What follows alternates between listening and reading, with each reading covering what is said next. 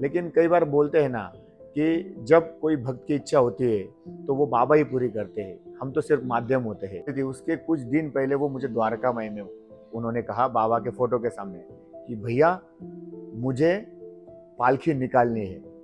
मुझे ऐसा लगा उन्होंने जिस भाव से मुझे बोला वो भाव देखकर मेरे मतलब शरीर पर रोंगटे खड़े हो गए कि मुझे ये साईं बाबा का आदेश है, ये जो भक्तों की इच्छा है ये पूरी करने का माध्यम शायद मैं हूं। ये मानकर मैंने अम्मा को तुरंत बोल दिया कि अम्मा हम बाबा की पालकी निकालेंगे।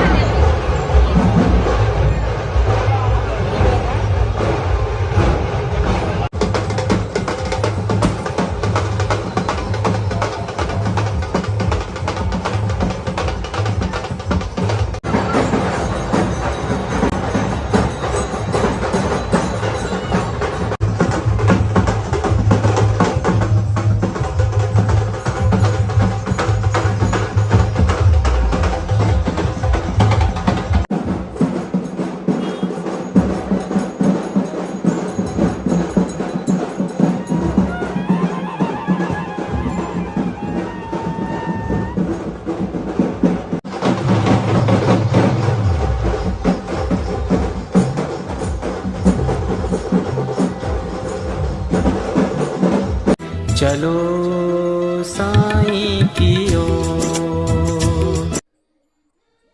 ओम साई राम। हम लोगों ने शिरडी में कई साई भक्तों को देखा है। हर साई भक्त अलग अलग प्रकार की अपनी इच्छाएं बाबा के प्रति व्यक्त करते रहते हैं और उसके माध्यम भी अलग अलग होते हैं। ऐसी एक साई भक्त जो कि शिरडी में विगत 20 साल से रह रहे हैं, उनका नाम है के भानुमति जी। ये जो अम्मा है इनकी उम्र लगभग 75 साल है। 20 साल से शिरडी में बाबा के लिए रहने वाली ये हमारी अम्मा, इनकी बहुत मन में इच्छा थी कि शिरडी में बाबा की जो हर उत्सव में पालकी निकलती है तो उस पालकी को मुझे कंधा लगाना है। लेकिन शिरडी में उत्सव के टाइम, हर गुरुवार के टाइम इतनी भीड़ होती है तो कुछ जो बातें हैं वो भक्तों को उस रश के कारण या कोई मैनेजमेंट के कारण उनको वो बाबा के प्रति जो उनका भाव है वो वहाँ पर व्यक्त नहीं हो सकता या उसमें कंधा नहीं लगा सकते हैं। लेकिन जब किसी भक्त की ये इच्छा होती है तो मुझे ऐसा लगता है कि बाबा वो किसी न किसी प्रकार से पूरी करते हैं। तो ये जो भानुमति अम्मा जो है, इन्होंने कई बार कई लोगों से मुलाकात की और उनको कहा कि शिरडी में मुझे एक पालकी निकालनी है। उस पालकी में सब रहेगा, बैंड रहेगा, झांझ पतक रहेगा, ढोल पतक रहेगा, फूलों की बौछार रहेगी, सब कुछ रहेगा। और उस पालकी में जिस साईं बाबा के प्रतिमा को वो रोज पूजते हैं वो प्रतिमा रहेगी। ये उनका बड़ा भाव था। लेकिन कई बार ऐसा होता है कि ये जो अम्मा है ये साउथ इंडियन है, उनको अच्छे से हिंदी आती नहीं है, लेकिन जब वो लैंग्वेज मिक्स बात करते हैं तो कई बार वो बात समझ में भी नहीं आती है। समझ में भी आ गई तो उसका भाव कितना बड़ा है ये भी समझ में नहीं आता है। लेकिन कई बार बोलते हैं ना कि जब कोई भक्त की इच्छा होती है तो वो बाबा ही पूरी करते हैं, हम तो सिर्फ माध्यम होते हैं।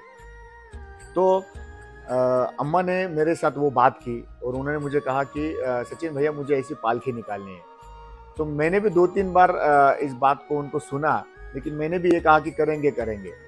लेकिन जिस दिन ये पालकी निकलने वाली थी उसके कुछ दिन पहले वो मुझे द्वारका माई में उन्होंने कहा बाबा के फोटो के सामने कि भैया मुझे पालकी निकालनी है। मुझे ऐसा लगा उन्होंने जिस भाव से मुझे बोला वो भाव देखकर मेरे मतलब शरीर पर रोंगटे खड़े हो गए कि मुझे ये साईं बाबा का आदेश है। ये जो भक्तों की इच्छा है ये पूरी करने का माध्यम शायद मैं हूँ। ये मानकर मैंने अम्मा को तुरंत बोल दिया कि अम्मा हम बाबा की पालकी निकालेंगे और जोरदार निकालेंगे, शानदार निकालेंगे। और ठीक वैसे ही हुआ। अम्मा की ये इच्छा मुझे ऐसा लगता है कि हमारे माध्यम से ये साईं बाबा ने पूरी की। ये मुझे ऐसा लगता है कि ये साई सेवा है। जब भी कोई साई सेवा हम करते हैं तो ये साई इच्छा होती है। साई इच्छा के बिना कोई भी साई सेवा किसी के भी हाथ से नहीं हो सकती, ये मेरा मानना है। इसलिए हमने पूरी तरीके से पूरी अरेंजमेंट की, बाबा की पालकी सजाई, उसमें उनकी प्रतिमा जो घर में वो डेली बाबा की प्रतिमा जो पूजते हैं वो प्रतिमा रखकर झांझ पथक, ढोल पथक, एक बड़ा बास बैंड रखकर एक जोरदार यहाँ पर हम लोगों ने पालकी निकाली। जिस पालकी में बाबा विराजमान थे उस पालकी पर कंटिन्यूसली बाबा के फूल जो है फूलों की बौछार हो रही थी अलग अलग माध्यम से।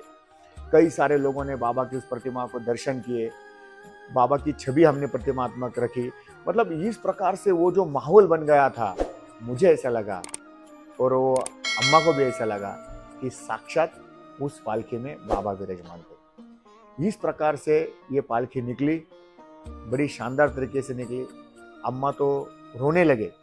मुझे ऐसा लगता है कि ये जो भाव होता है ना, ये भाव हम कहीं पर नहीं दे सकते और उसका माध्यम मुझे बनाया गया।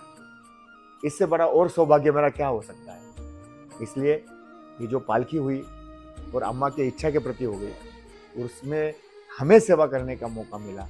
मेरे साथ कई मेरे मित्र हैं, उन्होंने पूरा सहयोग दिया। कई लोगों ने पालकी को पूजा। मुझे ऐसा लगता है वो सब भाग्यवान है और बाबा हमेशा ऐसी सेवा हमारे हाथों से करवाते रहे और हमें आशीर्वाद मिलते रहे। ओम साई राम, जय साई राम।